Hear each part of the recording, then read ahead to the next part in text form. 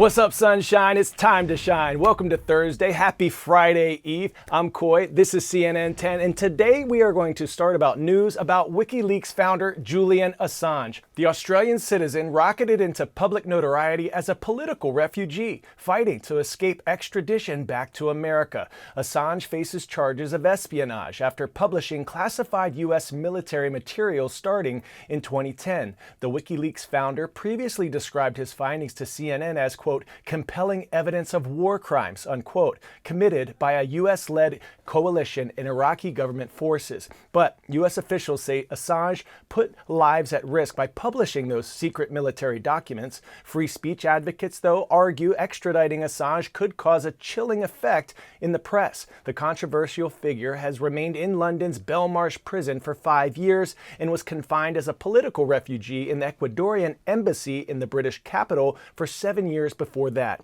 UK courts say they could agree to turn Assange over to the US if certain protections and assurances are put into place. CNN's Nada Bashir breaks down the latest updates on Assange's case, but we want you to think about this story. And as you hear it, what do you think? Is Julian Assange a journalist, a criminal, a refugee, or a hero, as some feel? It's a controversial question that has created sharp divisions around the world. So as you listen and discuss amongst each other, remember to be respectful and focus on the facts.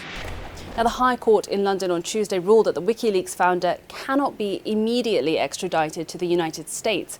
Instead, American authorities must first offer assurances about his treatment, including over his First Amendment rights and protection from the death penalty. Now, they've been given 3 weeks to do so. If the US fails to give these assurances, Assange would be allowed to appeal his extradition at a further hearing in May.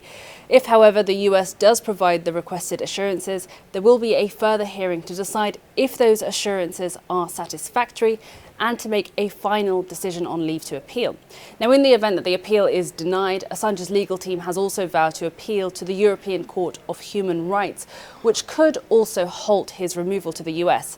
This is a battle which Assange has fought for the last 5 years from London's Belmarsh prison, and of course for 7 years before that, while being hauled up as a political refugee at the Ecuadorian embassy in London. He is, of course, being pursued by the US authorities for what they say is the endangerment of lives by publishing confidential military records supplied by former Army intelligence analyst Chelsea Manning in 2010 and 2011.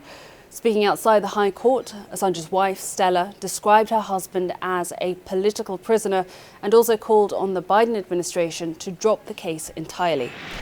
Next, let's turn to Port-au-Prince, the capital of Haiti, where city streets remain a battleground between gangs and national police. Conditions in Haiti continue to deteriorate, with civilians fleeing the ongoing gang violence and political instability. A series of chartered flights have returned some American citizens back to the States, but not everyone who's in danger can just get up and leave. CNN's David Culver reveals what U.S. and other international citizens face as they try to make their way out of the country.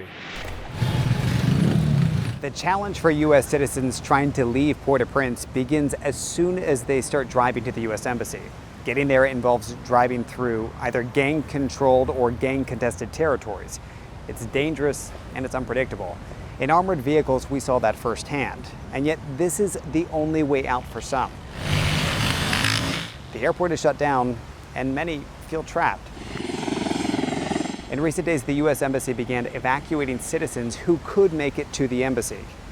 Managing the safety of those evacuations is Regional Security Officer Steve Strickland. How does Port-au-Prince today compare to your past 19 years? There's nothing like Port-au-Prince. The security situations here are nothing like anything I've experienced before.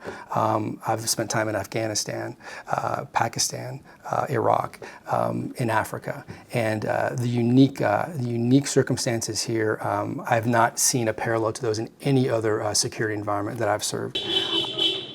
Amid these challenges, there are some who fear Americans are being abandoned in this gang-filled war zone. The truth of the matter is, literally on a daily basis, there are phone calls that we're engaged with at the highest levels of the U.S. government, where the number one topic is safety and security. How do we help get our U.S. citizens out of the country to a safe place? Launching these evacuation flights from the capital is a critical first step. Jenny Guillaume and her 5-year-old son Conrad registered a few days ago. She's had to leave behind her mom and other loved ones so as to get back to their home in New York. Getting to the embassy is terrifying. It's a potentially deadly commute. Some who had confirmed their spots canceled last minute, either emotionally unable to leave behind loved ones or just unable to get to the embassy safely.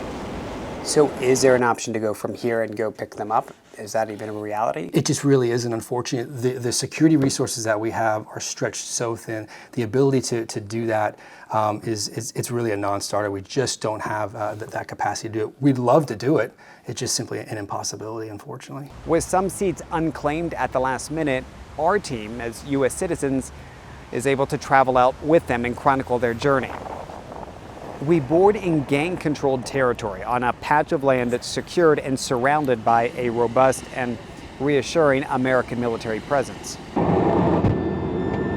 We take off for the Dominican Republic. There are a lot of mixed emotions for those who get out. Gratitude and relief for getting here safely, as well as guilt and fear for those still in Port-au-Prince, knowing that what's happening on the other side of this border is getting worse with each passing hour. Pop quiz hotshot. How long did it originally take to build the Notre Dame Cathedral in Paris? Around 10 years, around 50 years, nearly 100, nearly 200 years. If you said nearly 200 years, you are correct. Construction on the famous Parisian landmark began during the reign of King Louis VII in the year 1163 and was mostly completed by 1345. Back in 2019, a raging fire torched the historic Notre Dame Cathedral in Paris. Many were in shock to see the Parisian landmark engulfed in flames and feared that it would take decades to restore, especially since this effort would be both intricate and expensive, with estimates to rebuild the cathedral costing more than $760 million. But with generous donations from around the world and nearly 500 craftspeople working rigorously the past 5 years, the renovation is said to be 90% complete. Our Richard Quest gives us a peek inside as it's expected to reopen to the public this December. A fire breaking out at the historic Cathedral of Notre Dame. More people come to Notre Dame than the Eiffel Tower. You and I, in our lifetime, have seen projects like this taking 20 years. What percentage of completion do you think you are at now? Oh, I think we are at 85 or 90. Wow! We have finished the roofs, Oui. the spire. We have cleaned all the inside, all these woods. We have cleaned the paintings. It's important that we cannot identify what has been rebuilt because it's the same stones and the same type of work, which is the respect we owe to the monument. President Macron said we will do it in 5 years for 2024, and we are doing it. And we do it perfectly.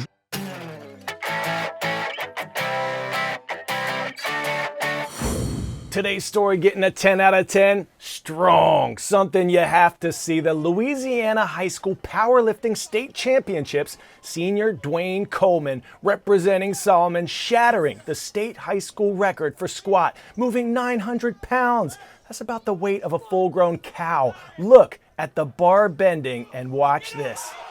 Coleman, smooth with it, then racking the weight and walking away like it was no big deal. That was a really big deal. Incredible stuff, and congratulations to Dwayne. That took a lot of determination and dedication. All right, to all you powerful people, I hope this show lifted you up today. Let's get a shout out to Plant City High School in Plant City, Florida. Raiders, rise up. And let's head all the way to Amman, Jordan to shout out Mrs. Gilbert's class at the American Community School. We are so grateful, so happy that you join us from so far away. Have an awesome day, everyone. Let's do it again tomorrow, same time, same place, shall we? We'll finish this week strong. I'm Coy, and we are CNN 10.